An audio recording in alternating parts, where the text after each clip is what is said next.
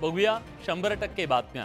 केंद्रीय अर्थमंत्री निर्मला सीतारामन यांनी मोदी 3.0 सरकारचा पहिला अर्थसंकल्प सादर केला आणि या अर्थसंकल्पात सीतारामन यांनी पायाभूत सुविधा, कृषी, महिला, रोजगार, शिक्षण या महत्त्वाच्या क्षेत्रांच्या विकासासाठी भरीव तरतूद केली। या अर्थसंकल्पातून सरकारनं सोनं चांदीबाबत एक खुशखबर दिली। गेल्या अनेक दिवसांपासून केंद्र सरकारच्या अर्थसंकल्पाची चर्चा होती। या अर्थसंकल्पात सोने चांदीचा दर कमी होण्यासाठी काही तरतूद होणार का असं विचारलं जात होतं। दरम्यान प्रत्येक अर्थसंकल्प सादर झाल्यानंतर सोने चांदीच्या दराबाबत खुशखबर मिळाली आहे। सरकारनं सोने चांदीच्या सीमा शुल्कात कपात करण्याचा निर्णय घेतला। याआधी सोने चांदीचे सीमा शुल्क 15% होतं। आता यात कपात करून सीमा शुल्क थेट 6%वर आणण्यात आलंय। म्हणजे सरकारनं सीमा शुल्क थेट अर्ध्यापर्यंत कमी केलंय। गेल्या काही महिन्यांमध्ये सोने आणि चांदीच्या दरात सातत्यानं वाढ झाली। सोन्याचा भाव थेट 1 लाखापर्यंत जातो की काय अशी शंका काही दिवसांपूर्वी व्यक्त होत होती। सोनं महागल्यानं सामान्यांना दागिने खरेदी करणं अवघड झालं। मात्र आता सीमा शुल्कात घट होणार असल्यानं लवकरच सोनं आणि चांदीचे दर स्वस्त होण्याची शक्यता आहे। केंद्रीय अर्थसंकल्पात अर्थमंत्री निर्मला सीतारामन यांनी सोन्या आणि चांदीवरून कस्टम ड्युटी 6% कमी करण्याची घोषणा केली। त्यामुळे सोनं खरेदी करणाऱ्या ग्राहकांना एक मोठा दिलासा मिळालाय। कस्टम ड्युटीतल्या कपातीमुळे सोन्याचे दर 3000 रुपयांनी कमी झाले। गेल्या काही दिवसांमध्ये सोन्याच्या दरात सातत्यानं वाढ होत असल्यानं सोनं खरेदी करणाऱ्या ग्राहकांना याची मोठी झळ बसली। मात्र सोनं आणि चांदीच्या कस्टम ड्युटी 6% कपात केल्यानंतर पहिल्यांदा सोन्याच्या दरात घसरण झाली। मात्र आता तब्बल 3000 रुपयांनी सोन्याचे दर कमी झाल्यानं त्याचा ग्राहकांना मोठा दिलासा मिळालाय। आता जो 4 ग्रामचा भाव होता त्याच्यामध्ये 5 ग्राम येऊन जाईल। 1 ग्रामचा फायदा तो होईल। एकदम छान असं झालेलं आहे आणि आणखी जर कमी झालं तर आणखी उत्तम होईल, कारण काळाच्या गरजेनुसार थोडं कमी व्हायला पाहिजे। आणखी कस्टम ड्युटी 6% कमी झाल्यामुळे आज सोन्याचे भाव थेट 3000 रुपयांनी कमी झालेले आहे। आगामी काळातील सणासुदी आणि त्यानंतर लग्नसराईच्या पार्श्वभूमीवर सोन्याच्या दरात कपात झाल्यानं सोनं खरेदी करणाऱ्या ग्राहकांना मोठा दिलासा मिळालाय। मोदी सरकारच्या 3ऱ्या कार्यकाळातला पहिला अर्थसंकल्प मंगळवारी संसदेत सादर झाला। केंद्रीय अर्थमंत्री निर्मला सीतारामन यांनी सलग 7व्यांदा अर्थसंकल्प मांडला। या अर्थसंकल्पात सर्वसामान्यांना समोर ठेवून अनेक महत्त्वाच्या घोषणा करण्यात आल्या। सोनं आणि चांदीवरील कस्टम ड्युटी 6% कमी करण्यात आली आहे। त्यामुळे सोनं चांदीचे दर कमी होणार आहेत। कर्करोगाच्या उपचारात वापरल्या जाणाऱ्या 3 औषधांची कस्टम ड्युटी कमी करण्यात आली। अर्थमंत्र्यांनी स्मार्टफोनवरच्या बेसिक कस्टम ड्युटी कमी केली आहे। त्यामुळे स्मार्टफोन स्वस्त होणार आहेत। इलेक्ट्रॉनिक कार, सोलर पॅनल, चमड्यापासून बनवलेल्या वस्तू स्वस्त होणार आहेत। आता काय महाग झालंय त्यावरही नजर टाकूया। प्लास्टिक, टेलिकॉम उपकरणं महाग होणार आहेत। स्टॉक मार्केटमधून होणाऱ्या मिळकतीवर वेगळा टॅक्स द्यावा लागणार आहे। बजेटबाबत थोडी खुशी, थोडा गम अशी प्रतिक्रिया सामान्यांकडून व्यक्त होतीये। केंद्रीय अर्थमंत्री निर्मला सीतारामन यांनी मंगळवारी संसदेत एनडीए सरकारचा वार्षिक अर्थसंकल्प सादर केला। यावेळी निर्मला सीतारामन यांनी सामान्य नोकरदारांच्या दृष्टीनं काही महत्त्वाच्या असणाऱ्या नव्या कररचनेविषयी घोषणा केली। जुन्या कर प्रणालीनुसार कर भरणाऱ्या नोकरदारांसाठी कोणताही बदल करण्यात आलेला नाही। मात्र नव्या कर प्रणालीनुसार कर भरणाऱ्या नोकरदारांसाठी निर्मला सीतारामन यांनी महत्त्वाची घोषणा केली आहे। नव्या कर प्रणालीनुसार 3 लाख रुपये उत्पन्नावर कोणताही कर असणार नाही। 3 ते 7 लाख रुपयांवर 5%, 7 लाख ते 10 लाख रुपये उत्पन्नावर 10%, 10 लाख ते 12 लाख उत्पन्नावर 15%, 12 लाख ते 15 लाख उत्पन्नावर 20%, 15 लाखांपेक्षा जास्त उत्पन्नावर 30% कर आकारला जाईल।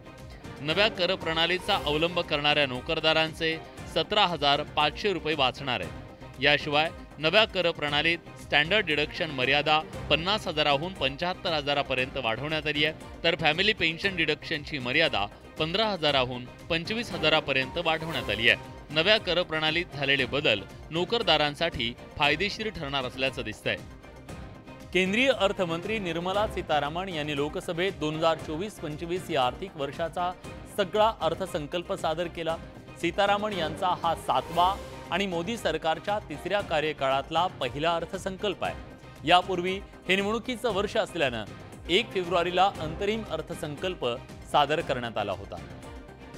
या अंतरिम अर्थसंकल्पात कोणतेही महत्त्वपूर्ण धोरणात्मक बदल दिसून आले नाहीत। मात्र मंगळवारी सादर करण्यात आलेल्या अर्थसंकल्पात महिला, शेतकरी, विद्यार्थी, तरुण, रोजगार यांच्यासाठी महत्त्वाच्या घोषणा करण्यात आल्या।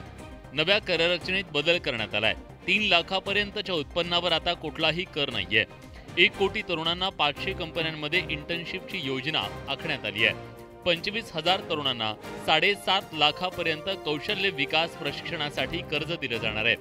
देशांतर्गत संस्थातील उच्च शिक्षणासाठी 10 लाखापर्यंतचं कर्ज दिलं जाईल। पहिल्यांदाच पीएफ खातं सुरू करणाऱ्या नोकरदाराला 15,000 रुपये 3 हप्त्यात दिले जातील। कृषी क्षेत्रासाठी 1,52 कोटींची योजनेची तरतूद करण्यात आली आहे। ग्रामविकासासाठी 2,66,000 कोटींची तरतूद करण्यात आली आहे। राज्यांना 15 वर्ष व्याजमुक्त कर्ज पुरवठा केला जाणार आहे। महिला, बालकांसाठी असणाऱ्या योजनांसाठी 3 लाख कोटींची तरतूद करण्यात आली आहे। मोबाईल, चार्जर, सोनं, चांदी, सोलर सेट, इलेक्ट्रिक वाहनं, कॅन्सरची औषधं स्वस्त झाली आहेत। केंद्रीय अर्थमंत्री निर्मला सीतारामन लोकसभेत अर्थसंकल्प सादर केला। अर्थसंकल्प सादर करताना निर्मला सीतारामन यांनी तरुणाईला रोजगार देण्याविषयी भाष्य केलं। देशात जास्तीत जास्त रोजगार निर्मितीकडे सरकारचा कल असल्याचं सीतारामन यांनी स्पष्ट केलं। याच पार्श्वभूमीवर देशात रोजगार निर्मितीच्या उद्देशानं केंद्र सरकारनं 2 लाख कोटी रुपयांच्या पॅकेजची घोषणा केली। यावेळी सीतारामन यांनी 5 नव्या योजनांची घोषणा केली। यात महत्त्वाची घोषणा म्हणजे तरुणांसाठी इंटर्नशिप योजना आहे। तरुणांना इंटर्नशिपसाठी प्रोत्साहन देण्यासाठी देशातील टॉपच्या कंपन्यांमध्ये इंटर्नशिप दिली जाणार आहे। 500 टॉप कंपन्यांमध्ये इंटर्नशिपची ही योजना असेल। 1 कोटी तरुणांना 500 कंपन्यांमध्ये इंटर्नशिप दिली जाईल। 12 महिन्यांची ही इंटर्नशिप योजना आहे। इंटर्नशिप योजनेमध्ये दरमहा 5,000 रुपयांचा भत्ता दिला जाईल। ट्रेनिंग खर्च 10% भत्त्याचा खर्च कंपन्या उचलतील। इंटर्नशिप पूर्ण होता 6,000ची रक्कम दिली जाणार आहे। रोजगाराच्या मुद्द्यावरून विरोधकांकडून केंद्र सरकारवर टीका करण्यात येते। आता सरकारनं ही इंटर्नशिप योजना जाहीर केल्यानंतर तरुणांना कितपत फायदा होतो हे पाहावं लागेल। केंद्रीय अर्थसंकल्पात केंद्रीय अर्थमंत्री निर्मला सीतारामन यांनी मोठमोठ्या घोषणा केल्या। विविध क्षेत्रांसाठी अर्थसंकल्पात भरीव अशी तरतूद करण्यात आली। विशेष म्हणजे अर्थसंकल्पात बिहार आणि आंध्र प्रदेशला मोठी भेट देण्यात आली आहे। केंद्रीय अर्थसंकल्पात बिहार आणि आंध्र प्रदेशसाठी भरीव तरतूद करण्यात आली आहे। बिहारमध्ये महामार्गांसाठी 26,000 कोटींची घोषणा करण्यात आली आहे। नवीन वैद्यकीय महाविद्यालय, नवीन विमानतळ बनवलं जाणार आहे। सिंचनासाठी 11,050 कोटींची तरतूद करण्यात आली आहे। पाटणा पूर्णिया एक्सप्रेस वेला मंजुरी देण्यात आली आहे।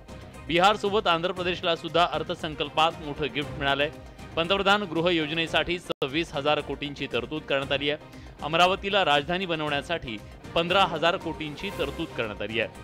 आंध्र प्रदेश रिऑर्गनायझेशन ॲक्टनुसार निधीची घोषणा करण्यात आली आहे। पोलावरम या योजनेसाठी मदतीची घोषणा करण्यात आली आहे। मात्र महाराष्ट्रासाठी कुठलीही तरतूद नसल्यानं विरोधकांनी केंद्र सरकारला लक्ष्य केलंय। खासदार डॉक्टर अमोल कोल्हेंनी याबद्दल ट्विट केलंय। घालीन लोटांगण वंदीन बिहार, डोळ्यांनी पाहीण आंध्र माझे, दुर्लक्षून राष्ट्र उपेक्षून महाराष्ट्र, सरकार वाचवेन म्हणे नमो, अशी टीका अमोल कोल्हेंनी केली। केंद्रीय अर्थमंत्री निर्मला सीतारामन यांनी 2024-25 वर्षासाठी अर्थसंकल्प सादर केला। या अर्थसंकल्पात केंद्र सरकारनं विविध अशा घोषणा केल्या। तसंच विविध राज्यांसाठी सुद्धा अर्थसंकल्पात निधीची तरतूद केली आहे। विशेष म्हणजे अर्थसंकल्पात बिहार आणि आंध्र प्रदेशसाठी भरीव तरतूद करण्यात आली आहे। मात्र अर्थसंकल्पातून महाराष्ट्राच्या वाट्याला काहीच आलं नसल्याचा आरोप विरोधकांकडून केला जातोय। या विरोधात महाविकास आघाडीच्या खासदारांनी संसद परिसरात घोषणाबाजी केली। लाडकी बिहार, लाडकी आंध्र प्रदेश, फक्त परका महाराष्ट्र का? महाराष्ट्राच्या तोंडाला पाणी पुसण्याचं काम केलेलं आहे। म्हणजे आमच्या लोकसभेमध्ये जास्त खासदार आले म्हणून त्रास आहे की काय? हा कुर्सी बसाने के लिए बजट बनता है, देश के लिए नहीं बनता है, ये हमने पहली बार देखा है। या अर्थसंकल्पावर माजी मुख्यमंत्री उद्धव ठाकरेंनी खोचक टीका केली आहे। मोदींनी नावडता महाराष्ट्र योजना सुरू केल्याचा हल्लाबोल ठाकरेंनी केलाय। केंद्रीय अर्थसंकल्पात बिहार आणि आंध्र प्रदेशसाठी भरघोस निधीची तरतूद करण्यात आली। मात्र सर्वाधिक कर देणाऱ्या महाराष्ट्राला अर्थसंकल्पातून काहीच मिळालं नाही। यावरून आता राजकारण तापलंय। विरोधकांनी या मुद्द्यावरून केंद्र सरकारवर टीकेची झोड उठवली आहे। केंद्रातील सरकार वाचवण्याचा प्रयत्न असल्याचा हल्लाबोल विरोधकांनी केला। विरोधकांच्या या टीकेला सत्ताधाऱ्यांनी प्रत्युत्तर दिलंय. विरोधकांना माझा सल्ला आहे, या ठिकाणी केवळ नरेटिव्ह करता राजकारण करू नका. विशेष करून 9 घटकांना न्याय देणारा हा नवरत्न अर्थसंकल्प म्हटलं तर वावगं ठरणार नाही. अर्थसंकल्पावरून सत्ताधारी आणि विरोधकांमध्ये जुंपल्याचं पाहायला मिळतंय. पंतप्रधान मोदींच्या 3ऱ्या कार्यकाळातील पहिला अर्थसंकल्प आज सादर करण्यात आला. या अर्थसंकल्पात केंद्रीय अर्थमंत्री निर्मला सीतारामन यांनी अनेक घोषणा केल्या. मात्र यातील काही घोषणांवरून काँग्रेसनं सरकारला घेरायला सुरुवात केली. केंद्रीय अर्थसंकल्पात इंटर्नशिप योजनेची घोषणा करण्यात आली. ही योजना काँग्रेसच्या न्यायपत्रातून कॉपी पेस्ट करण्यात आल्याचा चिमटा माजी अर्थमंत्री पी चिदंबरम यांनी काढला. वित्त मंत्री निर्मला सीतारमण ने कांग्रेस के न्याय पत्र को, कांग्रेस के चुनावी घोषणा पत्र को बड़ी तल्लीनता से और बड़े गौर से पढ़ा. उनका ये जो कुर्सी बचाओ बजट है, ये एक तरह से कॉपी पेस्ट हमारे जो प्रपोजल्स थे किंवा जी न्याय नावाची जी स्कीम केंद्र इंडिया अलायन्स आणि काँग्रेसनी रेकमेंड केली होती, त्याचंच डुप्लिकेशन म्हणा, रेप्लिकेशन म्हणा, हे या बजेटमध्ये आलेलं आहे. लोकसभा निवडणुकीच्या प्रचारात पंतप्रधान मोदींसह भाजप नेत्यांनी काँग्रेसच्या न्यायपत्र जाहीरनाम्यावर टीका केली. मात्र त्याच योजनांची नक्कल अर्थसंकल्पात केल्याचा आरोप काँग्रेसकडून सुरू झाल्यानं राजकारण तापलंय. सध्या बाजारात सेंद्रिय उत्पादनाला चांगलाच भाव मिळतोय. काळाची गरजही आहे. जागतिक बाजारात सेंद्रिय गहू, तांदूळ यासह अनेक गोष्टींना चांगला भाव मिळत असल्यानं नैसर्गिक शेतीबाबत केंद्र सरकारनं अर्थसंकल्पात अनेक महत्त्वाच्या घोषणा केल्या. आगामी काळात नैसर्गिक शेतीवर भर दिला जाणार आहे. 1 कोटी शेतकऱ्यांना नैसर्गिक शेतीसाठी प्रोत्साहन दिलं जाणार आहे. 10,000 बायो रिसर्च सेंटर तयार केले जाणार आहेत. 32 पिकांच्या 109 जाती आणल्या जाणार आहेत. नैसर्गिक शेतीबाबतचं प्रशिक्षण, माहिती शेतकऱ्यांना दिली जाईल. नैसर्गिक शेतीचं प्रमाणपत्र दिलं जाईल. कृषी उत्पादन वाढवण्यावर सरकारचा भर आहे. डाळ आणि तेलबियांच्या उत्पादनात स्वयंपूर्ण होण्यावर भर देण्यात आलाय. शेतकऱ्यांसाठी डिजिटल प्लॅटफॉर्म उभा केलं जाणार आहे. 6 कोटी शेतकऱ्यांचा रेकॉर्ड डिजिटल होणार आहे. शेती क्षेत्रातली उत्पादकता वाढवण्यासाठी डिजिटल पब्लिक इन्फ्रास्ट्रक्चर पुरवलं जाईल. त्यातून शेती पिकांचं सर्वेक्षण, मातीची तपासणी अशा गोष्टींची माहिती दिली जाईल. यावर्षी शेती संलग्न क्षेत्रांसाठी 1.52 लाख कोटींची तरतूद करण्यात आली आहे. सोयाबीन आणि सूर्यफूल बियांची साठवण वाढणार आहे. शेतकऱ्यांना किसान क्रेडिट कार्ड दिलं जाणार आहे. केंद्रीय अर्थमंत्री निर्मला सीतारामन यांनी संसदेत केंद्रीय अर्थसंकल्प 2024-25 सादर केला. या अर्थसंकल्पात विविध अशा क्षेत्रांसाठी भरीव अशी तरतूद करण्यात आली. आरोग्य क्षेत्रासाठी सुद्धा अर्थसंकल्पात सरकारनं काही मोठ्या घोषणा केल्या. आरोग्य क्षेत्रासाठी गेल्या वेळच्या तुलनेत 12% अधिक तरतूद करण्यात आली आहे. आरोग्य सेवा क्षेत्रासाठी 90,171 कोटींची तरतूद करण्यात आली आहे. कॅन्सरवरील 3 औषधांचं मूलभूत सीमाशुल्क माफ करण्यात आलंय. कॅन्सरवरील औषधं स्वस्त होणार आहेत. कॅन्सर रुग्णांना या निर्णयामुळे मोठा फायदा होणार आहे. गर्भाशयाच्या मुखाच्या कर्करोगाच्या प्रतिबंधासाठी 9 ते 14 वयोगटातील मुलींचं लसीकरण केलं जाणार आहे. एक्स-रे मशीनमधील धातू, संबंधित मशीन तयार करण्यासाठी लागणाऱ्या भागांवरच्या सीमाशुल्क कमी केलं जाणार आहे. अधिक वैद्यकीय महाविद्यालय सुद्धा स्थापित केले जाणार आहेत. हे शहरातील ससून रुग्णालय गेल्या काही दिवसांपासून सातत्यानं चर्चेचा विषय बनलंय. ससून रुग्णालयातील अनेक प्रकरणं समोर येत असताना आता आणखी एक प्रकरण समोर आलंय आणि त्यामुळे सगळ्या महाराष्ट्रात खळबळ उडाली आहे. पुण्यातल्या ससून रुग्णालयातील डॉक्टर बेवारस रुग्णांवर उपचार करून रात्रीच्या वेळी त्यांना निर्जनस्थळी सोडून देत आहेत, अशी धक्कादायक बाब समोर आली. ससून रुग्णालयातून बेवारस रुग्णांना रात्रीच्या अंधाराचा फायदा घेऊन निर्जन स्थळी गुपचूप सोडलं जात असल्याचा व्हिडिओ सोशल मीडियावर व्हायरल झाला. वंचित बहुजन आघाडीचे रितेश गायकवाड आणि सामाजिक कार्यकर्ते दादासाहेब गायकवाड यांनी हा प्रकार उघडकीस आणला. त्यानंतर ससूनमधील एक डॉक्टर आणि त्याच्या सहकार्यावर गुन्हा दाखल करण्यात आला. या प्रकरणात आमदार रवींद्र धंगेकर यांनी ससून रुग्णालयात धाव घेत अधिष्ठातांना धारेवर धरलं. त्यानंतर संबंधित डॉक्टरला तातडीनं निलंबित करणार असल्याचं अधिष्ठात्याने स्पष्ट केलं. काय त्रास आहे तर तो म्हणला की मला इथं त्याला एक्सरेला घेऊन जा, त्याची सोनोग्राफी काढा, हे सगळे कामं मला करावं लागतात आणि आम्ही ते करत नाही म्हणतो. आमदार याच्यामध्ये पूर्णपणे पब्लिकला दिसणार नाही असं गोष्टी फेकून दिलेलं होतं. तो निलंबित करू नका, पहिले निलंबित करा मग चौकशी करा. आणि अशा पद्धतीने जर ससूनमध्ये होत असेल तर ही प्रकार घृणास्पद त्यांनी केलेला असेल ही अत्यंत चुकीची गोष्ट आहे आणि त्याच्यावर कारवाई करण्यात येईल. सर, काय आणि त्याला कारवाई नाही इमिजिएट आपण सस्पेंड करतो ना. गेल्या काही दिवसापासून ससून रुग्णालयातला भोंगळ कारभार वारंवार उघडकीस येतोय.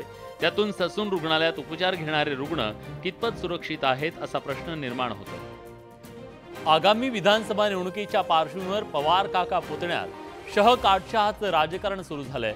नुकताच शरद पवारांनी पिंपरी चिंचवडमध्ये अजित पवारांना जोरदार धक्का दिला. अजित पवारांच्या पक्षातील नगरसेवक आणि पदाधिकाऱ्यांनी शरद पवारांच्या पक्षात प्रवेश केला. शरद पवार अजित पवारांना आणखी एक धक्का देण्याची शक्यता आहे. मंगळवारी नाशिकमध्ये प्रदेशाध्यक्ष जयंत पाटलांच्या उपस्थितीत कार्यकर्ता मेळाव्याचं आयोजन करण्यात आलं होतं. या मेळाव्याला गोकुळ झिरवाळांच्या उपस्थितीमुळे अनेकांच्या भुवया उंचवल्या. गोकुळ हे विधानसभेचे उपाध्यक्ष नरहरी झिरवळ यांचे पुत्र आहेत. माझी इच्छा आहे का मला उमेदवारी द्यावी किंवा महाविकास आघाडीने कुठलीही उमेदवारी दिली त्याच्या पाठीमागे भक्कम राहण्यासाठी मी नेहमी प्रयत्नशील असेल. गोकुळ झिरवळ यांना दिंडोरी मतदारसंघातून पिता नरहरी झिरवळांच्या विरोधात उतरवलं जाण्याची शक्यता व्यक्त केली जाते. पक्षाने जबाबदारी दिली तर पिता विरुद्ध पुत्र असे दिसेल. म्हणजे आपण वडिलांच्या विरुद्ध निवडणूक लढवणार. हो, पक्षाने जर जबाबदारी दिली तर आपण विचार करू त्याचा. एकदा जर ठरलं असेल आपण राष्ट्रवादी काँग्रेस पक्षामध्ये काम करतो तर अशा पद्धतीनं जाताना एकदा झिरवाळ साहेबांना ते विचारून गेलेत का हे सुद्धा बघितलं पाहिजे. विधानसभा निवडणुकीत पुन्हा शरद पवार पुतण्याला राजकीय धक्का देण्याच्या तयारीत आहेत. त्यामुळे दिंडोरीत पिता विरुद्ध पुत्र असा सामना रंगतो का याकडे सगळ्यांचं लक्ष लागलंय.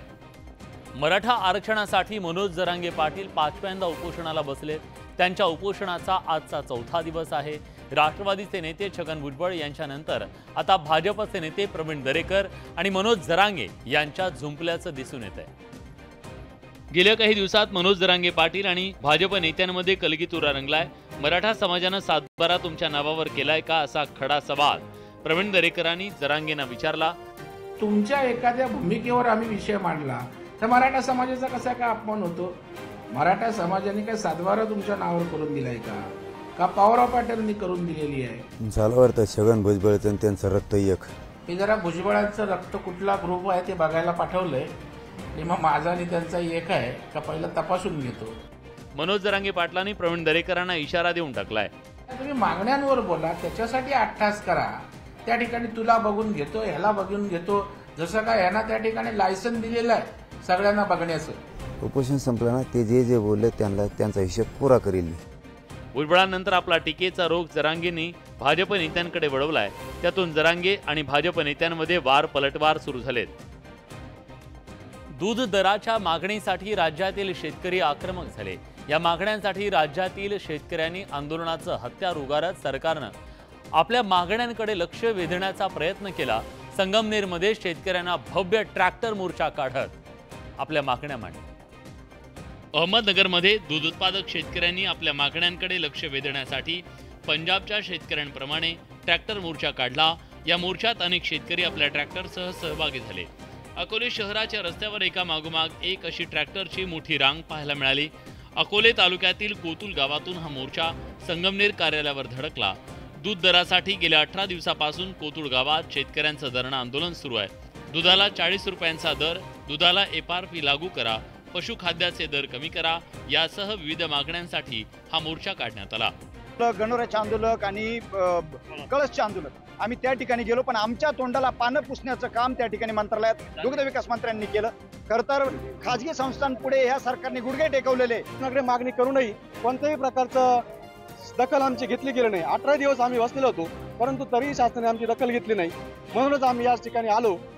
गेल्या काही दिवसांपासून दूध दरासाठी शेतकरी आक्रमक झालाय. या पार्श्वभूमीवर सरकारच्या निर्णयाकडे सगळ्यांचं लक्ष लागलंय. तर या होत्या दिवसभरातल्या सगळ्या महत्त्वाच्या बातम्या, 100% बातम्या. बुलेटिनमध्ये आपण इथेच थांबतोय. ताज्या घडामोडींसाठी बघत रहा न्यूज 18 लोकमत.